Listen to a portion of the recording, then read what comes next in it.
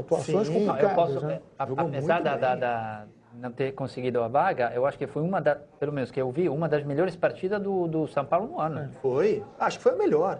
Pode ser também. Primeiro tempo do São Paulo foi ótimo. O Cruzeiro jogou menos do que a gente esperava e o São Paulo jogou mais do que 99% dos comentaristas esperavam. O São Paulo jogou muito bem. Mas daí a reverter uma situação de 2-0 contra um time que vem se apoiando muito aonde? Na defesa, porque o Carille, o trabalho dele começou na defesa e ele ainda vai chegar ao ataque. Ele não conseguiu chegar totalmente ao ataque. Esse jogo de ontem parece que garante o emprego do Rogério Ceni, mesmo se ele perder a classificação para o Corinthians no domingo, né? Parece que garante. Mas tem que garantir, gente. É o começo acho que mesmo, uma trajetória. O Rogério vai ficar Pelo amor de Deus, gente. Vamos bancar o Rogério também. Mas se fosse outro treinador, ficaria? Não.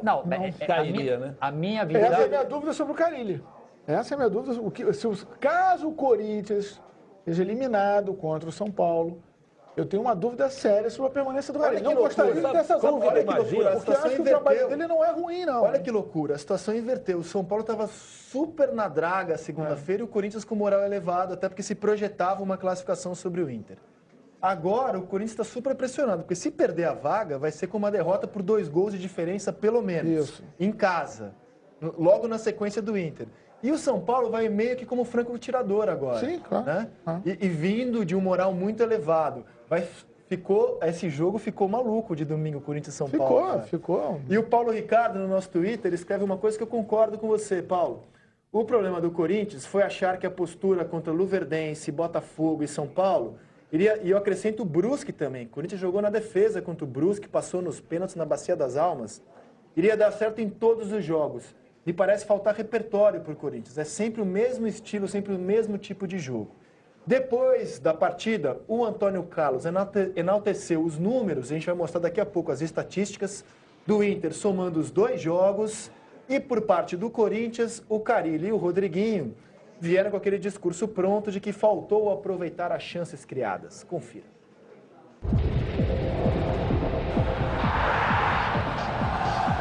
Um ano atípico na história do Internacional, tivemos dificuldades no início ainda, não é o ideal, mas nós estamos trabalhando muito para que chegue o nosso objetivo principal, que é a Série B, e a equipe esteja confiante, jogue com personalidade como jogou hoje. Hoje nós tivemos, né, a gente fala de estatísticas, né? Posse de bola no campo do adversário, maior número de finalizações, 7 faltas apenas no jogo, 7 faltas, num jogo disputado como o de hoje, 35% das finalizações no gol, 7, 8 chances de gol. Antes do jogo, a gente pensava mais em fazer o gol, tinha que fazer um gol, né? Mesmo que tomasse, acho que a gente tinha que manter a tranquilidade para poder fazer um gol. Então, nossa equipe foi muito bem, está de parabéns. E agora é pensar no domingo, que tem outra decisão, então não tem que comemorar muito. Comemorar só hoje até depois da janta ali, e amanhã já tem que treinar de novo para poder ir na próxima partida.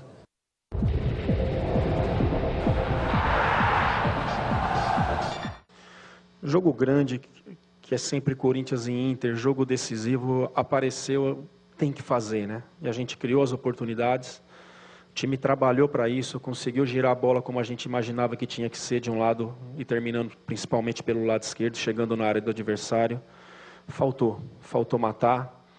É uma questão que a gente já estava melhorando, até no jogo contra o São Paulo e outros jogos a gente chegando com mais perigo no gol do adversário. Hoje voltamos a chegar, a gente está tendo que ter um pouquinho mais de paciência, um pouquinho mais de tranquilidade para fazer os gols em cima das oportunidades que estão aparecendo. Na minha opinião, acho que a gente mereceu vencer o jogo.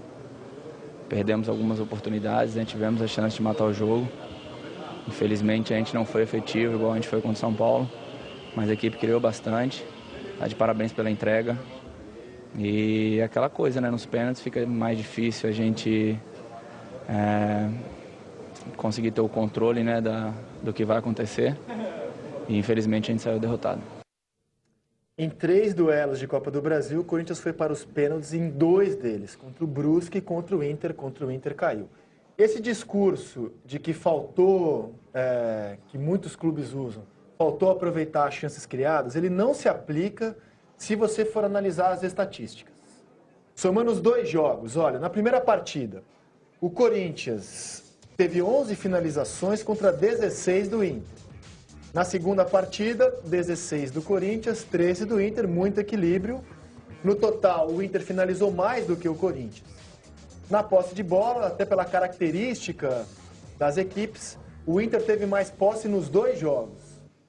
Passes errados estão aí também. No total, o Corinthians errou mais passe do que o Inter. Então, nas estatísticas, a gente não vê, por exemplo, o Corinthians criou e não fez. Muito pelo contrário. O Corinthians a gente não nota cria. Equilíbrio. Mas é uma característica... Com mais finalizações do Inter que do Corinthians, somando os 2 jogos. André, é uma característica / deficiência do Corinthians. E aí, vamos discutir um pouquinho que dá certo em alguns determinados jogos. Deu certo no São Paulo. E em outros não dá. Deu certo. Então, quando você joga sempre da mesma forma, como destacou o amigo twitteiro aqui, você está sujeito a vários insucessos. Mas eu concordo. A pergunta que a gente tem que fazer sobre o trabalho do Fábio Carille é a seguinte. Com os jogadores que ele tem na mão, ele consegue jogar com mais repertório? Ele consegue ter mais repertório? Eu acho que sim. Eu tenho dúvidas. Porque os jogadores, por exemplo, 2 foram contratados para dar esse repertório ofensivo. O Marquinhos Gabriel e o Giovanni Augusto. E os 2 não estrearam ainda com o Corinthians. Mas você consegue com qualquer time. O Audax do Fernando Diniz jogava futebol mais agradável. É diferente. Mais ousado. Peso zero, irresponsabilidade. Qual o resultado do Audax? Chegou aonde o Audax? Mas você sabe, foi vice-campeão paulista. O Audax no ano passado foi bom. O André, eu concordo. O Corinthians não vai ser campeão brasileiro. Não vai ser campeão mundial com esse time.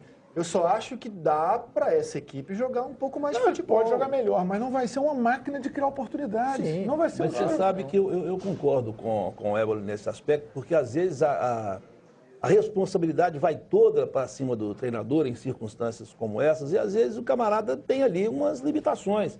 Eu entendo o elenco do Corinthians bem equivalente ao elenco do Internacional, sabe? Não há muito desequilíbrio, tanto que as estatísticas desses 2 jogos mostram isso.